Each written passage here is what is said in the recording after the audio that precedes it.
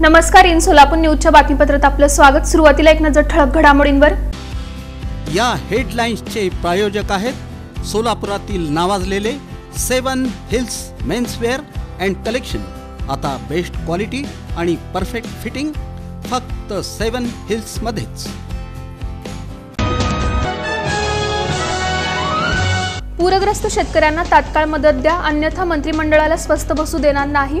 मार्क्सवादी कम्युनिस्ट पक्षाने दिला इशारा।